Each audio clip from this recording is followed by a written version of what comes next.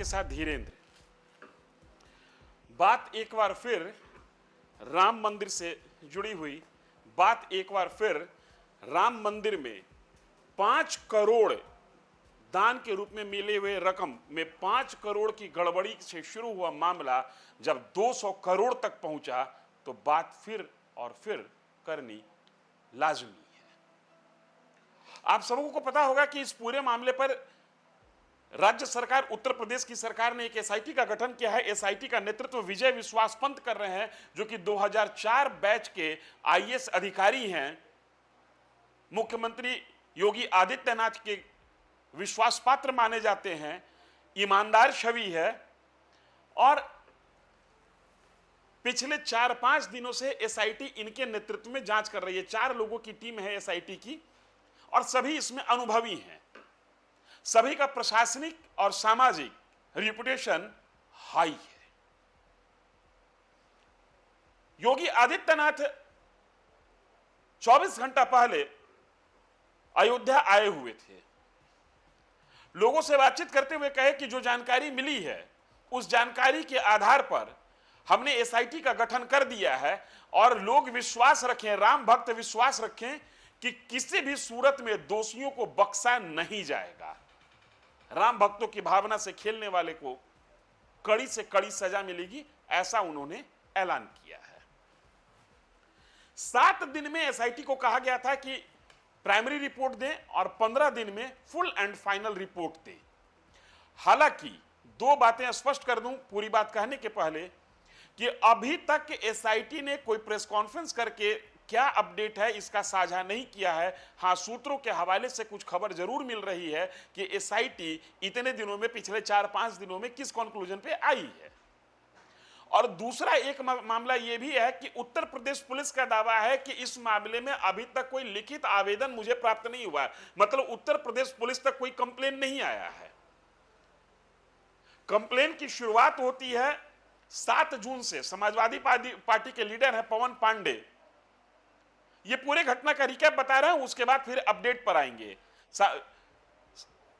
पवन पांडे ने 5 करोड़ रुपए दान में दी गई रकम में से 5 करोड़ रुपए का हेराफेरी का आरोप लगाया। 9 जून को बीजेपी नेता रजनीश सिंह ने पीएम को लेटर लिखा।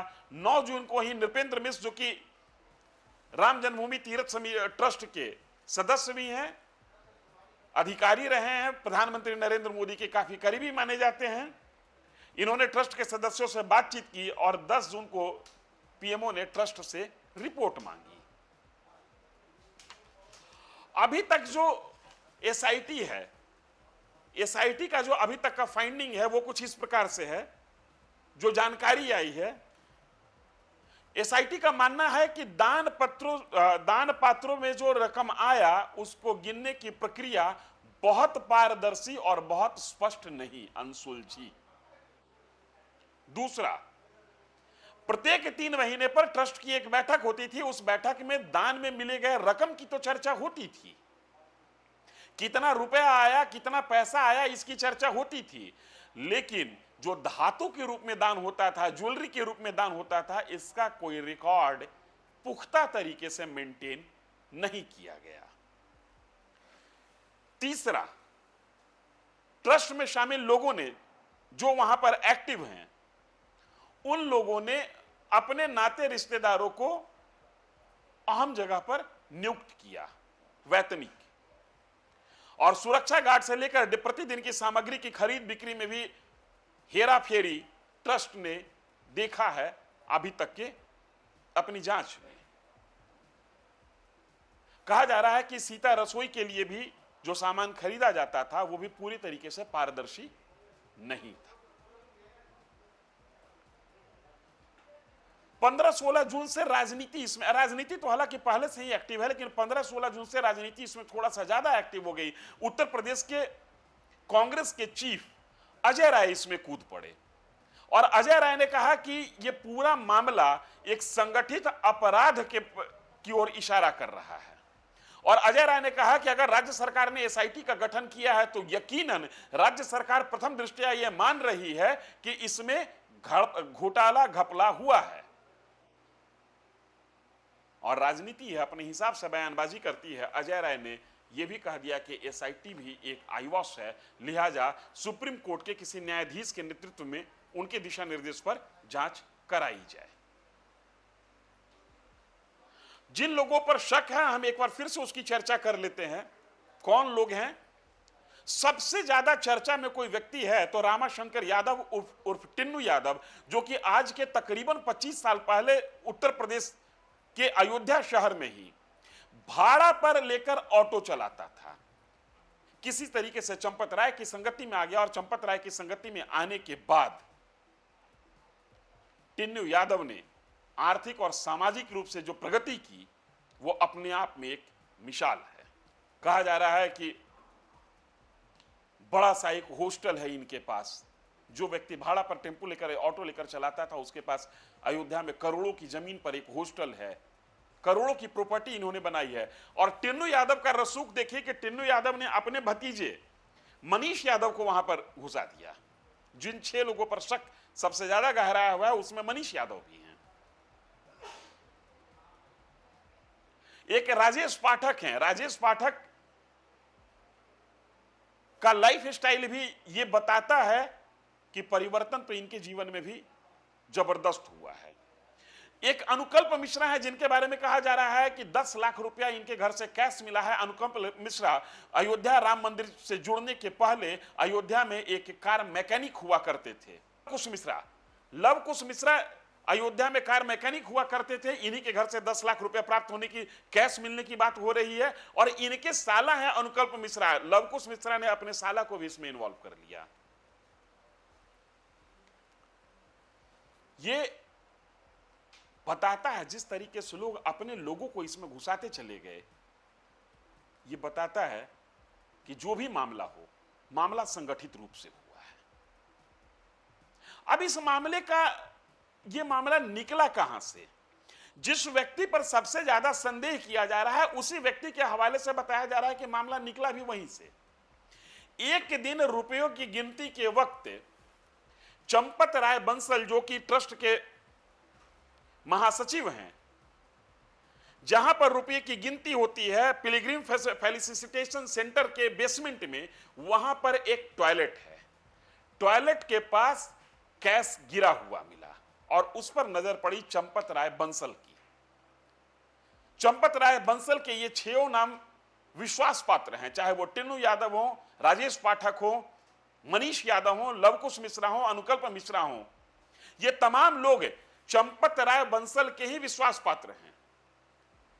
चंपत राय बंसल की नजर पड़ती है नोटों के बंडल पर, वहां से यह मामला शायद निकलना शुरू होता है। लेकिन ध्यान देने वाली बात यह है कि 2020-21 के भी दौर में मनीष यादव पर दान पात्र में मिले हुए रकम की हेराफेरी का आरोप लगा था। 6 महीने का सीसीटीवी फुटेज डिलीट करवा दिया गया था। टिन्नू यादव पर आरोप लगा था। टिन्नू यादव ने सीसीटीवी फुटेज डिलीट करवाया। टिन्नू यादव की एंट्री अयोध्या मंदिर परिसर में बंद कर दी गई। फिर चंपत राय बंसल ने तमाम चीजों को खत्म कर दिया और टिन्नू यादव का रुतबा, पुराना रुतबा कायम हो गया। अब इस पूरे प्रकरण की आंच धीरे धीरे आरएसएस की ओर आ रही है। चूंकि चंपत राय बंसल आरएसएस के वरिष्ठ प्रचारक रह चुके हैं। इसके अलावा जो नाम है समिति में अनिल मिश्रा, ये भी आरएसएस से जुड़े हुए हैं। लिहाजा अब शक की सुई या गप का दायरा आरएसएस को अपनी ओर अपने में समेट रहा है। हालांकि आरएसएस अभी पूरे प्रकरण पर चुप्पी साधे हुई है, किसी प्रकार का कोई बयानबाजी नहीं है, लेकिन ये पूरे मामले की आंच अब आरएसएस को गर्म कर रही है। और इस तरीके का आरोप आरएसएस अब तक इस तरीके के आरोप से बचते रही है। लिहाजा अब पूरा मामला एक ऐसे गड्ढमड्ढ की ओर बढ़ रहा है जिसमें एसआईटी जांच की रिपोर्ट आने के बाद ही मंदिर की ट्रस्टियों और आरएसएस के ऊपर लोगों का विश्वास फिर से कायम होगा। सबसे ज्यादा लोगों की नज़र में जो शख्स खटक रहे हैं उनका नाम है चंपत राय बंसल, इसलिए कि टिन्नू यादव हो या मनीष यादव हो या लवकुश मिश्रा हो या अनुकल्प मिश्रा हो या राजेश पाठक हो, ये तमाम लोग चंपत राय बंसल के ही वरद हस्त थे। ये अलग बात है कि ऐसा कहा जा रहा है कि चंपत राय बंसल की ही नज़र सबसे पहले नोटों की गड्डी पर पड़ी, जो कि जहां पर नोटों की गिनती होती है, एसबीआई बैंक अधिकारी और आउटसोर्सिंग एजेंसी की उपस्थिति में, जहां पर टिन्नू यादव भी उपलब्ध रहता है, खड़ा रहता है, मौजूद रहता है, उसी गिनती वाले जगह पर टॉयलेट के गेट पर मिली थी लावारिस नोटों का बंडल, और जहां से ये पूरा मामला आगे निकला। इंतजार है एसआईटी की रिपोर्ट का।